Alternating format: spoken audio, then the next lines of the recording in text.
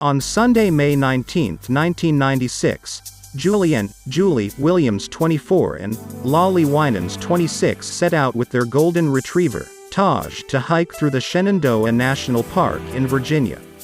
Shenandoah National Park includes a 101-mile portion of the Appalachian Trail.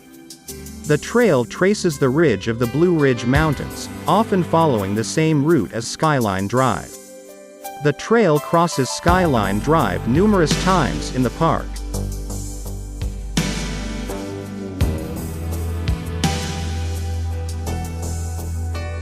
Julie Williams and Lolly Winans were skilled hikers and backcountry leaders. By May 1996, they'd each led dozens of trips, orchestrating 10-day expeditions in unforgiving landscapes like Minnesota's Boundary Waters and New Hampshire's White Mountains, and taking inner-city women and their children on their first camping experiences in urban parks and recreation areas. Just one semester separated Lolly, age 26, from a college degree in outdoor leadership at Unity College in Maine.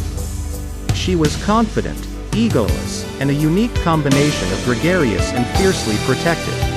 Always glad to meet you but also cautious to trust. Julie, 24, had already traveled the world, volunteering in hardscrabble communities in South America, sifting through archaeological sites in Greece and Italy, surveying some of our most remote wilderness areas. She was quiet, big-hearted, self-assured. They'd met the previous spring while working at a world-renowned outdoor program for women.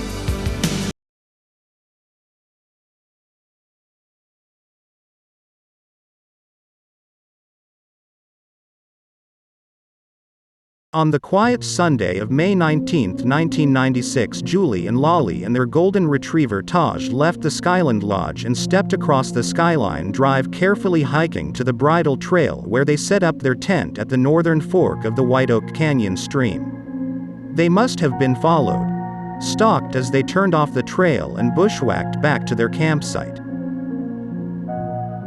Julianne and Laura were last seen alive on May 24 in the park. On May 31, their families reported them missing. On June 1, their bodies were found at the remote campsite. Laura was found inside the tent. Julianne was found in her sleeping bag about 40 feet away, down an embankment. Their hands were bound, their mouths were gagged, and their throats were slit. Both were partially undressed, but neither was sexually assaulted. Taj was later found alive near White Oak Canyon Trail. Early morning in the Shenandoah National Park. Ethan Winter and Jeannie Seipel are still rubbing the sleep out of their eyes when they learn about the murders. Holy, that doesn't happen in national parks at all, really, does it? I mean, that's extraordinary. Julianne Williams and Lolly Winans' throats were cut along this trail. The FBI and National Park Service are investigating, but they're not talking. And why is the trail closed off? I can't answer that for you. You need to speak to the public information officer. And who is that? I'm not sure. Today there's been a transition in the command. Okay. But you do need to leave the area immediately. All right. This is apparently the only part of the Appalachian Trail that's closed off. Even after the brutal murders, hikers continue crossing these paths, most unaware of what happened. Hiking in our national parks is a relatively safe and enjoyable activity, but it does have its dangers. Signs like these are scattered throughout the park, warning of the pitfalls. Julianne Williams and Lolly Winans were well aware and ready, but nothing could prepare them for meeting a killer in these woods. I feel very safe outside, actually. I mean, really the largest factors are things like weather and not other people, usually.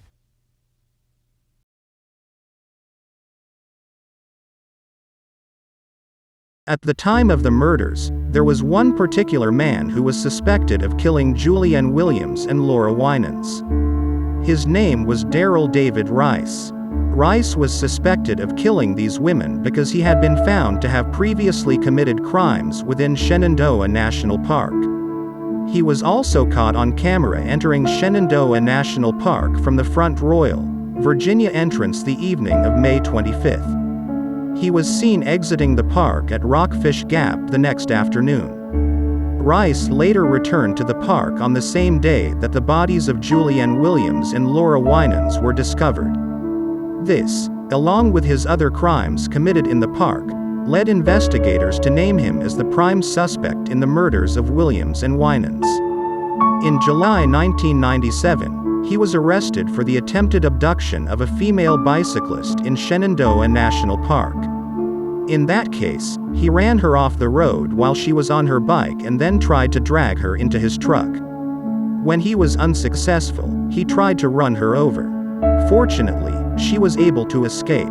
He pleaded guilty to the crime and received an 11-year sentence. In April 2002, Rice was charged with Julianne and Laura's murders. Investigators claimed that he killed them because he hated women and homosexuals.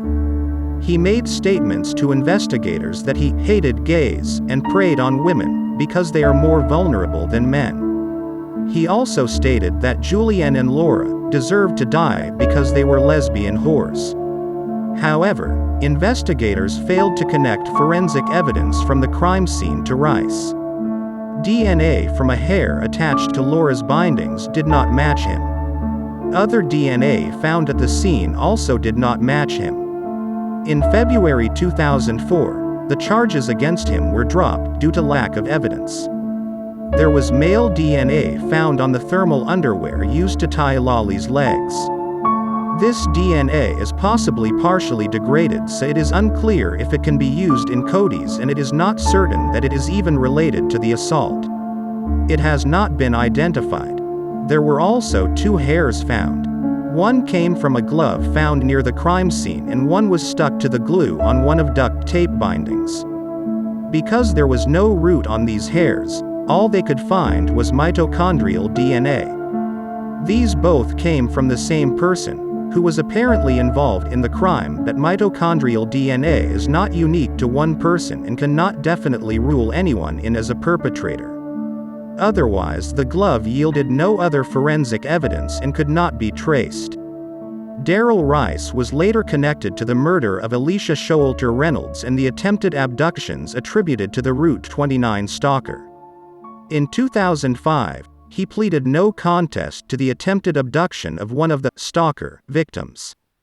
However, he was never charged in Alicia's case. Catherine Miles, author of Trailed One Woman's Quest to Solve the Shenandoah Murders, believes Richard Mark Evonitz was a good viable suspect to have committed the murders of Julie and Lolly.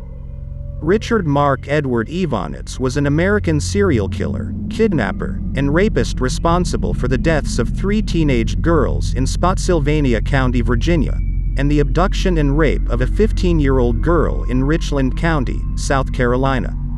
Evonitz has been suspected of other murders, and confessed a number of crimes to his sister shortly before committing suicide in June 2002.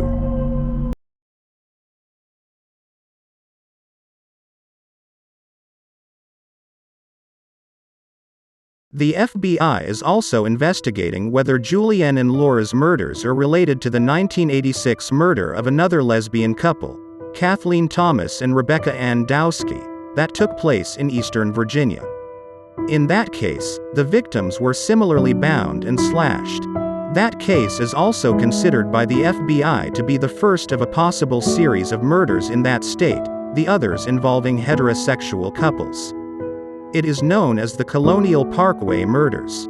26 years after 2 hikers were viciously murdered in the Shenandoah National Park, a new book is examining the case and its focus on one man. Julie Williams and Lolly Winans were found dead in their campsite near Skyland back in June of 1996.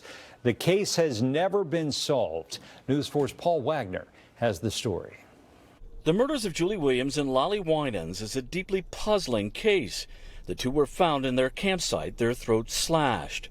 At one point in 2002, the FBI said they had their man and filed charges against Darrell Rice. But 2 years later, those charges were dropped after DNA failed to link Rice to the crime. Rice became a suspect after he was found guilty of attacking a woman in the park. In a new book titled Trailed, journalist Catherine Miles examines virtually every aspect of the case against Rice and comes away perplexed. So, the only evidence that the FBI has ever been able to really pin on Rice is this very short 1-minute phone call that he made to an LGBTQ support group in California. He and his team claims that was a misdial on his part, that he was trying to call the Grateful Dead hotline. But that is literally the only thing. A reference to that center's director was found in Julie Williams' journal. In her book, Miles writes the FBI should take a much closer look at Richard Markovanets, who investigators say killed the Lisk sisters in Spotsylvania County in 1997. Miles says hairs found at the Shenandoah crime scene were compared against Darrell Rice and Ivanets. They tested them once. They ran it against both Darrell Rice and Markovanets. At that time, the FBI lab ruled out Darrell Rice as the source of the hairs. At that time, the FBI lab also determined that it could not rule out Ivanets because Ivanets matched in 799 out of 800 places in the DNA. But Miles says she can find no evidence in her reporting the FBI followed up. Ivanets died by suicide in 2002. Miles says she hopes that her book will eventually lead to a closure in the case. My hope is that the book will spark enough interest among readers and the general public that we can kind of force a conclusion so that those communities really can have at least some modicum of peace, knowing that they at least know who killed these two amazing people and why. The FBI in Richmond did not return 2 requests for comment. Paul Wagner, News 4. Darrell Rice is out of prison now. Through his attorney, he has denied any involvement in the murders of Julie Williams and Lolly Winans. The FBI are still seeking any information on the 26-year-old double murder case of Julianne Marie Williams and Laura Winans. If you have any valuable information to share, please get in contact with them.